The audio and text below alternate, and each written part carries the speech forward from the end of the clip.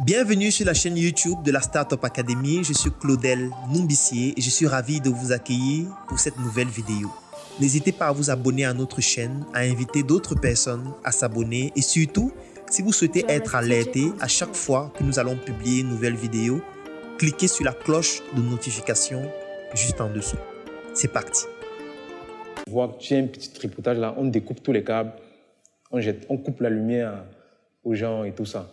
Ça, ce sont les missions de ratissage. Parce qu'en principe, s'ils veulent combler leur mission, ils vont devoir, quand on ratit, on vient avec l'huissier, on vient avec toute la police et tout ça. Dès qu'on te coupe la lumière, on t'attrape. On te coupe la lumière, on t'attrape. On fait le rapport et après, on vient t'attraper. Et malheureusement, on ne peut pas le faire. Parce que si on veut le faire, on va arrêter tous les Camerounais. Donc, ne croyez pas que vous êtes très forts. Ce sont eux qui vous laissent. OK. Alors ça, c'est au niveau de la consommation au niveau du Cameroun. On passe directement au quatrième point, donc ça va aller un peu plus vite. Au quatrième point, la réduction de la consommation énergétique est un enjeu vital pour l'industrie. OK. Heureusement, il existe actuellement de nombreuses solutions efficaces pour... Je vais vous éviter de lire tout ça pour aller directement aux 10 solutions clés de la réduction de la consommation d'énergie. Ça, c'est la partie qui est très intéressante, qu'il faut que vous compreniez. C'est ce pourquoi nous sommes là en question. OK, 10 solutions clés pour réduire sa consommation d'énergie.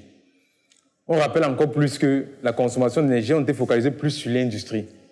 Même si dans l'industrie, il y a des bâtiments, donc ce qui fait que je dois toucher aussi, on va donner quelques techniques comment réduire les consommations dans les bâtiments, ça va aussi même à la maison. OK, on dit le suivi des consommations d'électricité, de gaz, de fuel et de carburant. On va plus se référer à l'électricité.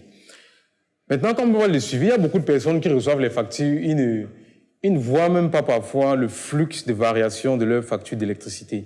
Donc, ça veut dire que si le mois-ci, tu reçois la facture d'électricité, avant, il y avait nos parents, ils ne jetaient pas souvent les factures d'électricité parce qu'ils contrôlaient leur consommation. Tu arrivais souvent dans une maison, tu voyais un lot de factures qu'on a pêché à l'entrée de la porte ou au mur quelque part derrière. Parce qu'ils suivaient leur consommation. Et les gens aujourd'hui, que même si Eneo arrive, ils vous disent que vous avez consommé 10 000 francs, pour vous avez consommé 5 000 francs. Bon, tout ce qu'ils font, c'est qu'ils se lèvent, ils ne partent te payer. Ils ne partent te payer. Donc, il faut un suivi dans la consommation d'électricité. Et la meilleure façon de suivre ces consommations, c'est de conserver ces factures d'électricité, prendre la peine de vérifier ces factures pour voir le flux des changements chaque mois. Et s'il y a donc un excès anormal, c'est là où vous essayez de voir d'où peut venir le problème. Ça, c'est dans les locaux. Par contre, en industrie, c'est un détail très important. En principe, il y a même quelqu'un qui est chargé de contrôler ces factures-là. Parce que l'industrie ne consomme pas 10 000, il consomme les millions. Il y a quelqu'un qui est chargé de contrôler ces consommations. Au point où, chaque jour, il y a un décalage, parce que la consommation, en fait, est déjà estimée. Il n'y a rien qui doit être nouveau. On comptabilise le nombre d'appareils qui sont à l'usine, des machines, des points lumineux et tout ça. On sait, avant que la facture n'arrive, on connaît la consommation qu'on doit avoir si on fonctionne en temps plein. Maintenant, si on se rend compte qu'il y a un décalage, on cherche donc d'où vient le problème. Est-ce que ça vient du fournisseur ou bien ça vient de nos machines, de la façon dont on utilise nos machines. Donc ça, c'est le contrôle. Effectuer des vérifications énergétiques et mener une opération en interne en utilisant un guide de vérification énergétique. C'est pour ça que j'étais en train de dire tout à l'heure qu'en industrie, il y a quelqu'un qui est chargé pour ça, qui est chargé de vérifier tout le temps la façon dont les machines fonctionnent. Est-ce que la consommation aujourd'hui est différente d'hier? Si oui, c'est différent de combien? Est-ce qu'à la fin du mois, on aura la quantité exacte qui est estimée si on fonctionnait en plein temps? Voilà, donc tout ça sont les détails en industrie qu'on ne blague pas avec. Et ce qui peut être aussi appliqué dans le foyer. En foyer, vous pouvez vous rassurer que peut-être chaque fin de semaine, vous allez apprendre à lire vos compteurs d'électricité. Je vois que chaque semaine, la semaine, si bon, je consomme X, et c'est que j'ai tel appareil. Si je fonctionne toute la journée, combien est-ce que je suis censé consommer? Et si le soir ou bien en fin de semaine, je me rends compte que la consommation est différente, ou à la fin du mois, c'est différent de ce qui est censé être, il faut qu'on sache d'où vient le problème. OK. Donc, dans les pays développés, il y a ce qu'on appelle les audits énergétiques dans les usines. Comme vous entendez souvent l'audit comptable, il y a l'audit énergétique aussi. L'audit énergétique consiste à connaître que si on a un four, le four s'y consomme par exemple 1000 kW par heure. Et si on se rend compte qu'à la fin du mois, le four a consommé, à la fin de la journée peut-être, parce que si ça fonctionne à temps plein, peut-être 10 heures par jour, on prend 1000 kW par heure multiplié par les 10 heures de temps que ça prend par jour, ça va faire 10 000 kW. Si on se rend compte que la machine a consommé plus de 10 000 kW, ça veut dire qu'il y a anomalie. Soit le problème vient du fournisseur, ça ne vient pas du fournisseur, ça vient de la machine. Et rapidement, l'audit va permettre de détecter le problème et de régler ça rapidement possible. Un deuxième point, mettre sur pied une équipe de gestion. Je disais tout à l'heure, en industrie, on est censé mettre une équipe sur pied. Si on ne peut pas recruter quelqu'un pour ce poste, on peut recruter une entreprise, laisser des tâches à une entreprise qui doit la sous-traiter ou tout le temps doit se charger de faire des relevés, de voir la machine si consomme plus ou ça consomme moins. Donc, c'est ça. Et un troisième point maintenant, planifier l'utilisation des machines.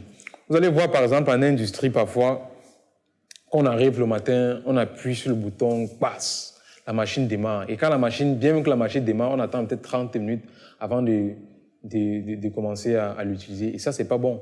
Parce qu'on dit une machine, par exemple, c'est 1 kW. Ça veut dire que ça consomme 1 kW toutes les heures. Et c'est censé consommer 24 kW par jour. Et si tu sais déjà que, OK, cette machine consomme 1 kW par heure et que je démarre, je fais 30 minutes avant de commencer à l'utiliser, ça veut dire que j'ai 30 minutes de consommer gratuitement. En comptant 30 minutes, ça allait n'être rien. Mais quand tu comptes maintenant sur 1 an, tu comptes comme ça là sur 2 ans, sur 3 ans, tu te rends compte que tu vas te mettre en train de dépenser les centaines de mille gratuitement comme ça. C'est à cause des petites erreurs, des petits comportements qu'on néglige. Donc, on doit automatiser les machines. Quand une machine est automatisée, à l'heure qu'elle démarre, on dit que la machine va démarrer peut-être à 12 heures pile. Et qu'à 12 heures pile, tout le nécessaire, si la machine doit écraser quelque chose, que le produit brut que la machine doit écraser soit déjà là. Donc, à l'instant, quand ça démarre, on lance directement la production. Pas que ça va démarrer, on va venir démarrer à main, on coupe, mais on appelle. Poupi, c'est comment? Apporte déjà le maïs là pour qu'on mette dans la machine. La machine là, ça tourne, 30 minutes passent. Pendant ce temps, ça consomme de l'électricité. Et en même temps, quand ça consomme de l'électricité, ça bousille aussi la machine. Parce que chaque appareil a une durée de vie. Hein. Chaque appareil a une durée de vie. Même l'interrupteur qu'on allume, on éteint. Ça a une durée de vie. Et sa durée de vie, c'est par le nombre d'impulsions. Donc quand tu fais pac, ça fait une impulsion. Pac, 2 impulsions. Un interrupteur peut dire que OK, ça va commencer à se détériorer après peut-être 1 million d'impulsions. Donc si l'enfant vient là et joue avec ça, il faut savoir que c'est comme ça que ton argent aussi est en train de partir. Au lieu que ça fasse peut-être les 2 ans, ou les 3 ans, ou les 4 ans, ou les 5 ans que ça allait faire, ça peut se retrouver en train de faire seulement 1 an. Pareil même pour vos luminaires à la maison, pour vos ampoules. Il y a parfois les gens qui se disent, voilà, j'ai acheté l'ampoule-ci, l'autre avait fait 2 mois, 3 mois. Maintenant, j'ai acheté l'ampoule, maintenant, ça ne fait même pas 2 mois, c'est à griller. Mais c'est souvent par rapport à la façon dont vous utilisez cette ampoule. Parce que l'ampoule aussi a sa durée de vie, en nombre d'heures. Par exemple, les vieilles lampes incandescentes qu'on utilise, sa durée, c'était 100 heures. Sa durée, c'est 100 heures. Donc, comme tu allumes, tu laisses là, ça compte 1 heure, 2 heures. Après 100 heures, il meurt.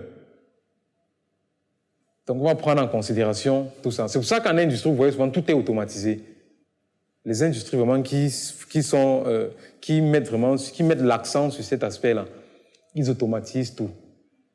Déjà, quand la machine démarre, tout est là. Quand les lumières vont même s'allumer, même jusqu'à dans vos bureaux, même dans certaines industries, quand vous arrivez, même vous vous rendez compte que c'est dès que vous entrez, la lumière s'allume. Dès que vous sortez du bureau, la lumière s'éteint. Mais maintenant, vous allez arriver quelque part, parfois, quelqu'un entre au bureau, il allume, il fait ses trucs qu'il a fait, le soir, en rentrant, il sort, il oublie d'arrêter la lumière. Non seulement ça augmente la facture d'électricité, et ensuite ça détériore le luminaire en lui-même. OK. Donc ça, c'est au niveau de la planification des machines. OK. Au niveau 4 maintenant, au point 4, optimiser les compresseurs d'air. En fait, les compresseurs d'air ici, c'est pour les industriels. Parce que les compresseurs d'air sont les machines qui consomment assez d'énergie et qui sont beaucoup utilisées en industrie. Les compresseurs d'air sont beaucoup utilisés en industrie.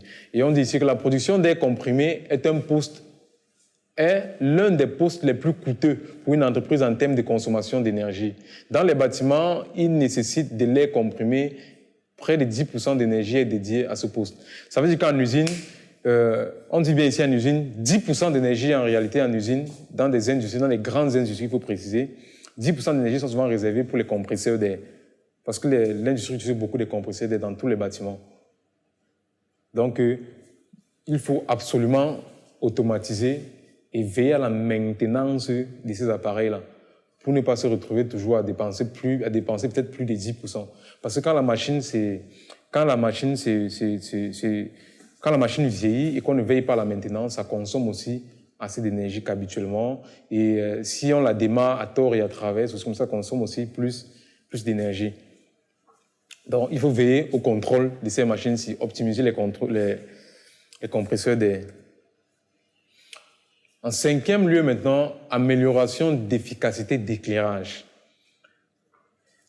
Amélioration d'efficacité d'éclairage. Ça, là, maintenant, ça concerne aussi beaucoup plus les foyers, les bureaux, pas seulement l'industrie, même l'éclairage public même. On dit bien ici, là, améliorer l'efficacité de l'éclairage. Il s'agit de quoi ici, là? L'éclairage en question, en industrie, par exemple, l'éclairage peut compter jusqu'à 12 voire 20% de la facture d'électricité. Merci d'avoir écouté cette vidéo. N'hésitez pas à la partager. Mettez en commentaire tous vos avis, toutes vos remarques. Et surtout, si vous avez besoin de bénéficier d'une de nos formations, n'hésitez pas à nous contacter à travers les numéros qui se retrouvent juste en dessous de la vidéo.